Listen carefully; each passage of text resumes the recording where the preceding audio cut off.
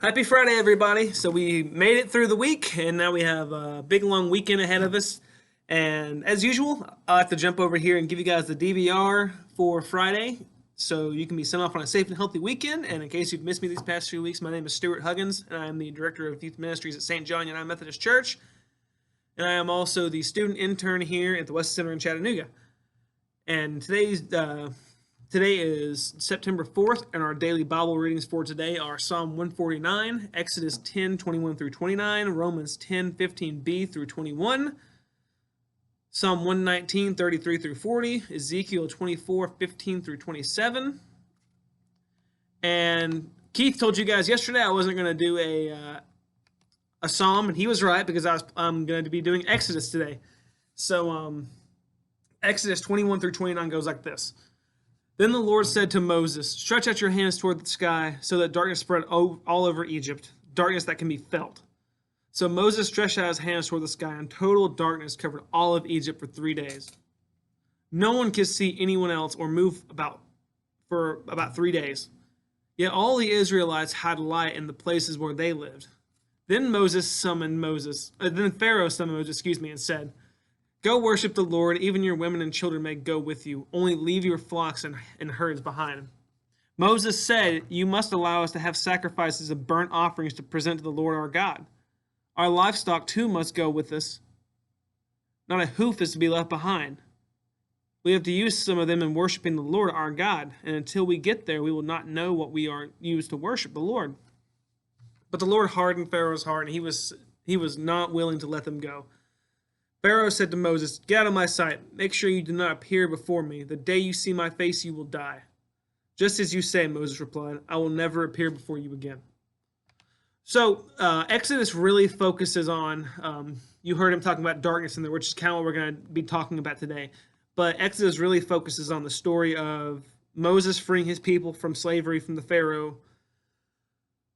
And one way that was able to happen was the 10 plagues.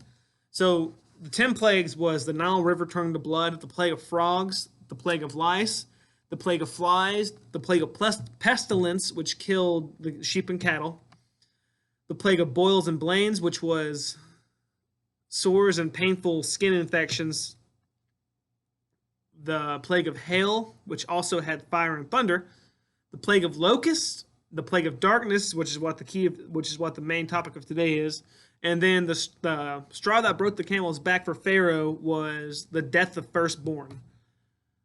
So the ninth plague of darkness, like the verses say, came really quickly without warning to anybody. God just told Moses to stretch out his hands toward heaven, and there would be darkness all over the land. It was so dark in Egypt that the darkness could literally be felt. So while the land of Goshen had light, the plague was the most serious so far to Egypt, because they worshipped the sun god, who was also the chief of the gods, and his name was Ra. So imagine everything you believed in just shattered right before you, because your so-called sun god couldn't break through this darkness, right? So it was a huge cultural shock for them, and really scary for them, I imagine. When the sun was darkened for 3 days, it meant that the true God of Israel had conquered their God, which, again, they couldn't process that at the time. So during this time, the Egyptians could not see each other or even leave their homes out of fear of not being able to find their way back. So Pharaoh calls for Moses again. This time he tells Moses that he was willing to let him leave and their families leave with them, but they must leave their flocks and herds behind. So Pharaoh attempts for the 4th time to offer a compromise. However, Moses insisted that people would be needing the animals for sacrifices and offerings to the Lord, and that, like I said, not one hoof be left behind.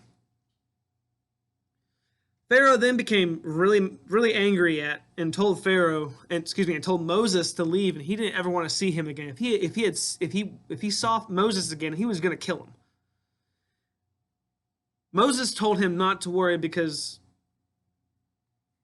he'll never see him again. He's gone. So the application of that, Moses suffered persecution because of his stand for the Lord with Pharaoh, right? It should come to no surprise if any of us it's not as severe as it was back then, but friends can still and family can still kind of give you a hard time because of the stand you may take with the Lord. And but it doesn't compare to the persecution that Moses was facing from the Pharaoh and really from most of his people.